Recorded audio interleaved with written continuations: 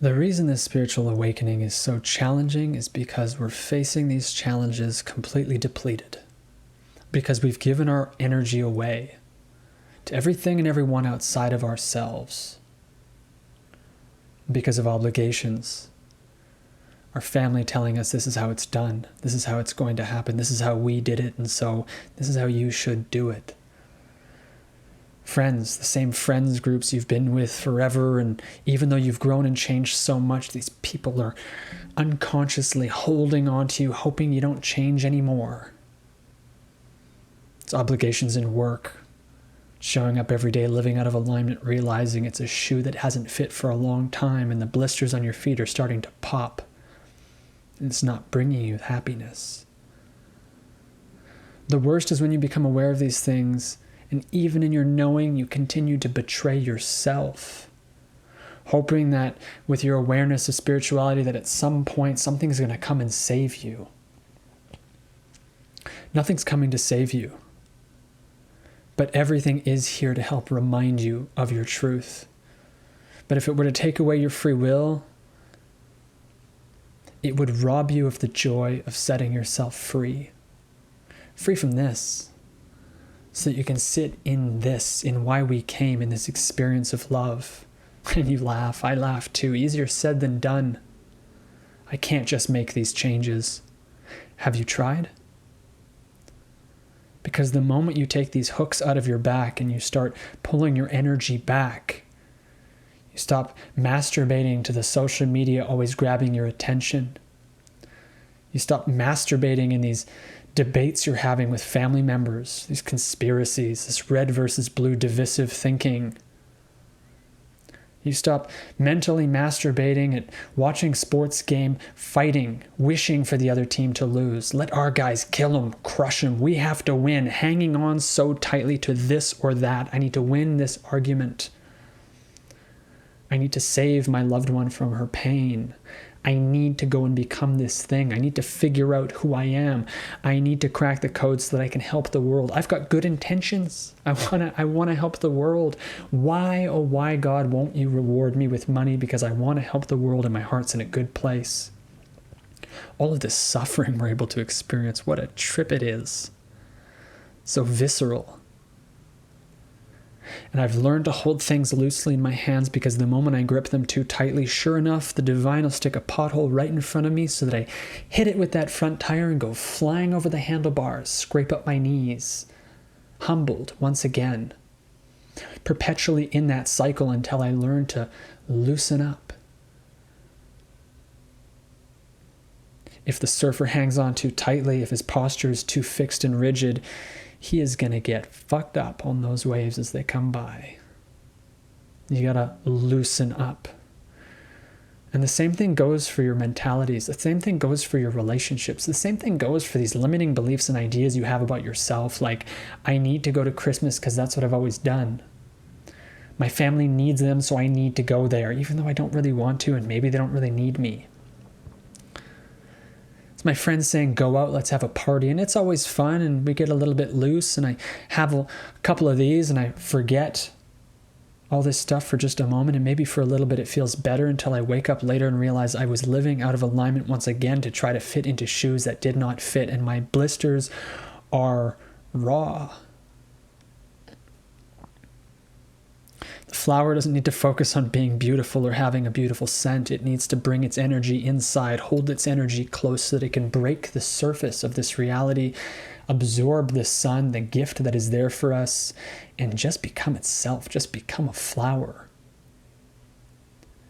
And can a flower do anything more beautiful or more impactful than just be itself? Be a representation of beauty, of perfection, inspiring all who can see it and experience it. It doesn't have to do anything else.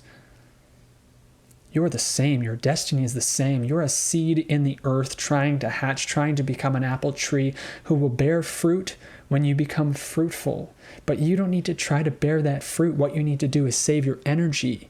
If you're spilling your energy in all these different divisive mechanisms outside of yourself that you're allowing to happen, that's right, allowing to happen. This is a reminder to myself, take it if it works, but if it doesn't, that's fine. Skedaddle, this is for me. Ground yourself in reclaiming your energy on a daily basis from your addictions, your addiction to confrontation, your addiction to avoiding emotions, your addiction to distraction, your addiction to wishing you were anywhere but where you're at right now, thinking that the magic will happen then. It's right here that it's happening. Thank you if you're with me. It's right here that it's happening. You don't need to be anything else. You need to be yourself. And when you are, the aroma, the sight of it will help everybody who can experience it. It's your authenticity. But you have to remove these barriers keeping you from the soil and the sun and the water and the nutrients that are God-given nutrients here to help you grow. All those things are already there, but if you're keeping yourself in the wrong environments with the wrong people, doing the wrong acts, showing up at the wrong job, do you think that you're going to grow? Maybe a little. Do you think you're going to bear fruit? I don't think so. Because it hasn't been working. Until recently. And when I've taken so many of these hooks out of my back and I've made that my spiritual practice instead of thinking that it happens in some tent with some shaman, which it can help, but honestly, stepping away from these relationships that don't serve me, reclaiming my power from these addictions that are taking my time and my energy, not arguing, not convincing, not trying to tell someone it's red or it's blue or that man's crazy or this man's the savior or any of that shit, not trying to convince anybody of anything. Going a little hermit, going internal, focusing on bringing my energy back. And now I'm growing and it's happening all on its own. We came in here programmed with our destiny. We chose why we came here. To experience our destiny.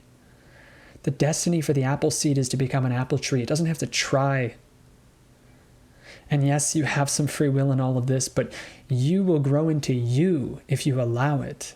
And the people we see around who have messed up this world and the ones in confrontation and war and all this shit, they're underdeveloped. They're not a demonstration of the divine's perfection. They're not a fruit-bearing tree. They're not a perfect rose. They're not even a dandelion in the grass who some call weeds, but in itself, it's still perfection. It's all perfection. Look at the animal kingdom, the plant kingdom. It's perfection. It's us stunted humans who have given away our energy and made ourselves small and who are living in separation and conflict, who can never bear fruit. And so I need to stop asking myself, what am I going to do? And instead, I need to start being. And I can only be me when I'm not being the version of me everybody else expects me to be. So I got to cut those cords. I got to snip those relationships. I got to step back. I got to hold it all a little more loosely. And when the confrontation and the argument wants to come up and set things straight, because if I don't set it straight, I feel like I'm acquiescing or even agreeing to their point of view, I'm hanging on too tightly. I got to let go. When I'm doom scrolling on the internet and it's not serving me, I got to catch myself and saying, what is the shit I'm putting into my head? These things that I don't even care about. And I have to reclaim my power. And when I do, I don't need to worry about going up, breaking the surface. I don't need to worry about producing fruit. It's all going to happen on its own. I don't even need other people to do that with. And that's going to shock a lot of people because they think we're social beings. And yes, we are, but don't be afraid of the seasons of your life. It's not always time to bear fruit. It's not always time to grow. Sometimes you're under the soil, percolating in that hermit phase. Sometimes you need to cut everything outside of yourself to know what you truly are because you get it twisted and confused and think you're something other than what you are. Don't be afraid of the seasons of your life. And if right now is a season, if right now is the winter, it's time to hibernate, it's time to go inside. Take time to unfold your tightened grip, let go, come back to yourself, reclaim your power, catch yourself whenever you're leaking it to other situations, whenever you care about something a little too much and it's getting you a bit, that's when you're spilling your power. Let it go. If you're in the winter of your life, focus on being a seed. You don't have to do a whole lot, but not spill your power away. and you will grow and you will break the surface when it is time. But does the seed need to be the apple tree? It needs to be the seed. It's all part of the process. And salvation won't come from external sources. It's not going to come from friends groups or parents, and nobody's going to know what kind of tree you are. Your parents don't even know what kind of plant you are, if we're using this analogy. They don't know shit about you. You're just discovering who you are. All these people have an idea of you, an image of you, a version of you they hope that you are. Most of the time, they want to keep you that version of yourself. And so whenever you're growing, it's human nature to keep people down because it keeps them in the tribe. I'm telling you, on the spiritual journey, you will have to let go of maybe everyone, at least for a time, so that you can know yourself without those expectations of who you are. People will say, I know who you are. You're not like that. That's not you.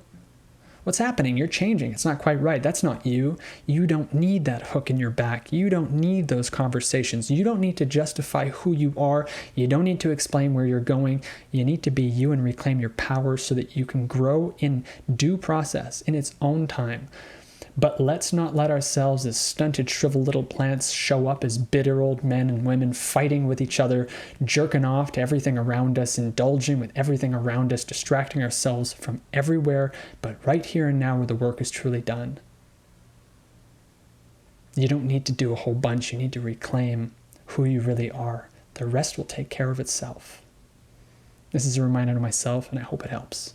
Good luck out there, folks. Peace.